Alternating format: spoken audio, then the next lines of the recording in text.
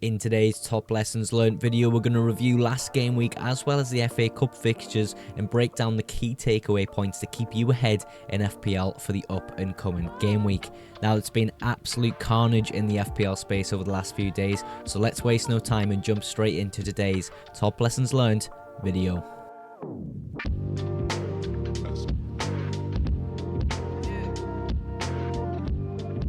This weekend has been nothing but carnage for FPL, and we're going to talk about the highest transferred in player, Jean-Philippe MATETA, for game week 28 and his injury first. But just before we do so, if you aren't subscribed to the FPL Mugs YouTube channel, I am on the road to 1,000 subs, so go ahead and click that subscribe button if you aren't already subscribed to the channel. But we're going to speak firstly about Jean-Philippe MATETA, because if you haven't seen what has happened, you will be like, well, why is he injured? What's gone on?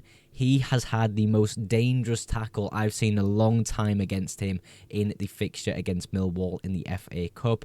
Honestly, if you're a bit squeamish, actually, probably don't watch it. It's really, really bad. Good news, though. He has been discharged from the hospital. He went off on a stretcher, straight in an ambulance. Off he went to St George's Hospital. He's had to have 25 stitches on the left side of his face next to his ear. Just incredible.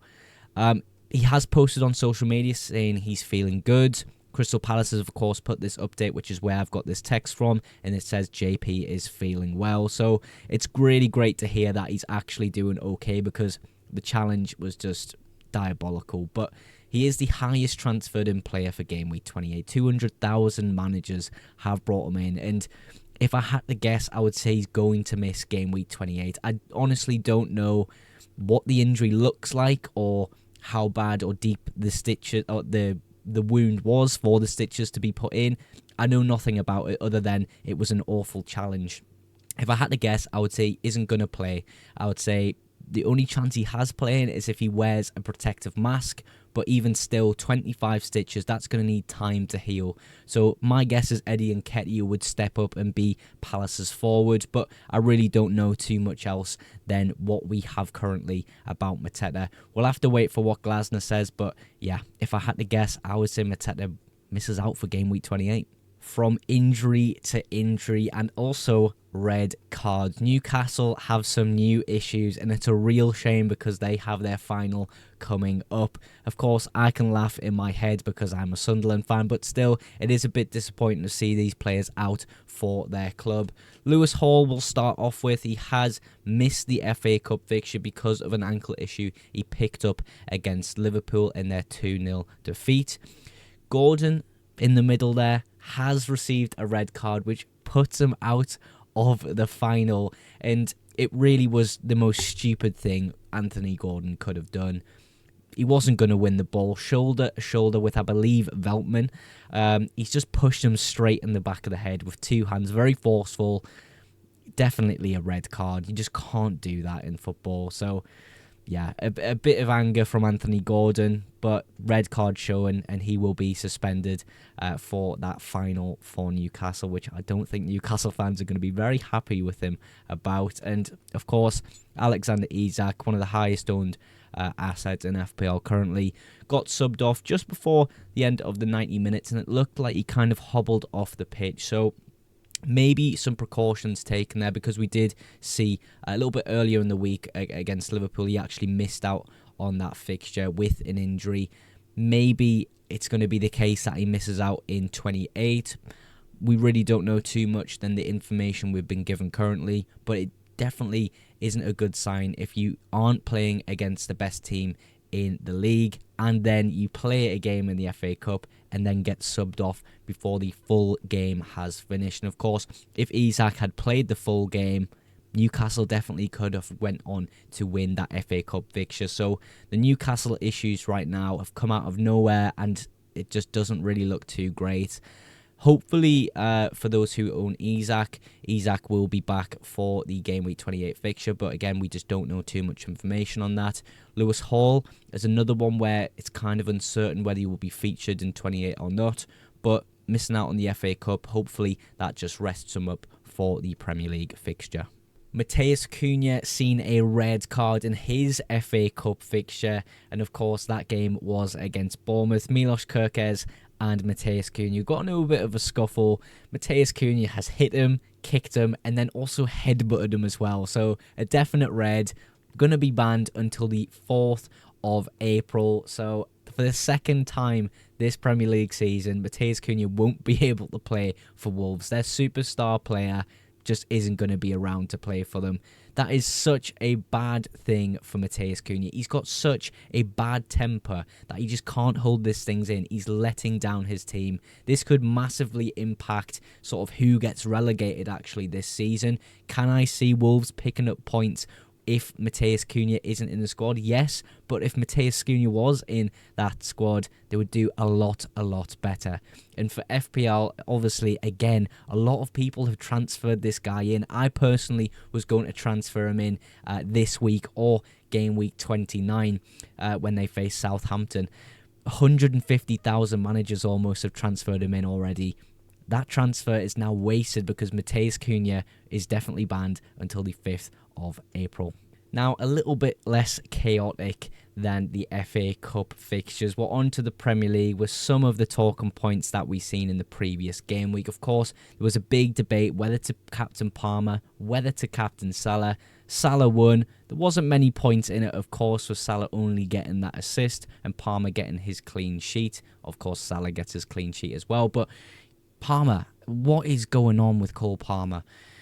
4 attack and returns in his last 10 game weeks. That is just not good enough for someone who costs that much money.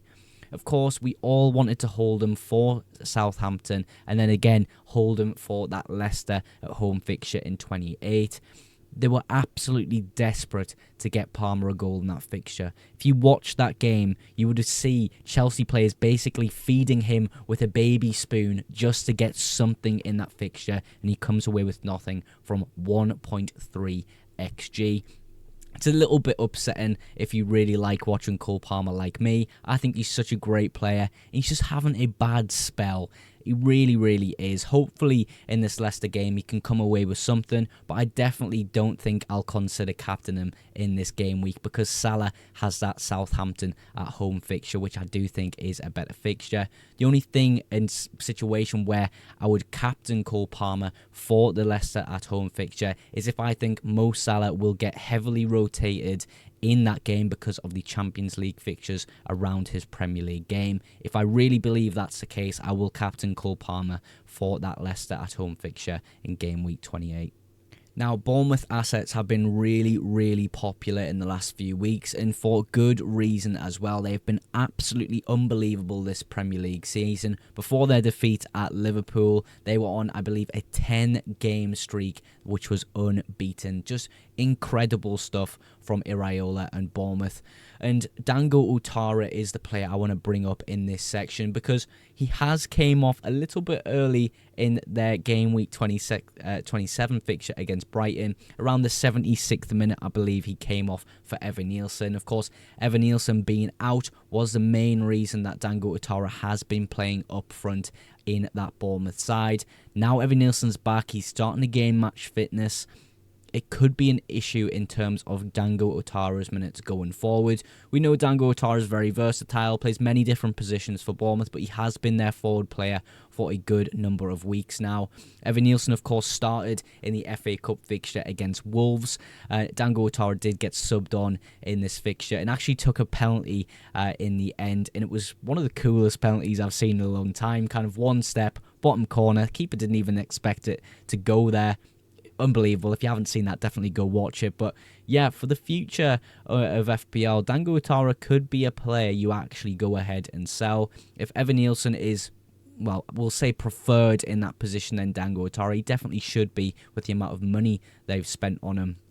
Dango Ouattara's minutes are going to go down in my opinion.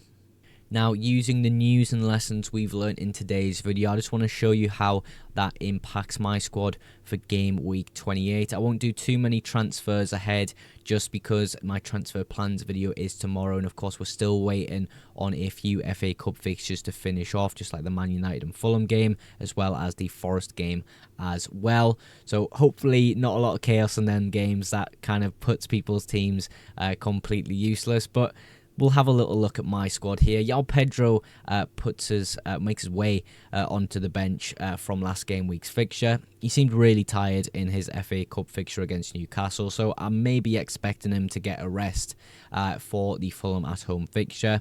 Danny Welbeck, of course, scores against Newcastle in the FA Cup fixture, and that does put a massive smile on my face as a Sunderland fan. So, yeah, he's definitely going to start for me this game week.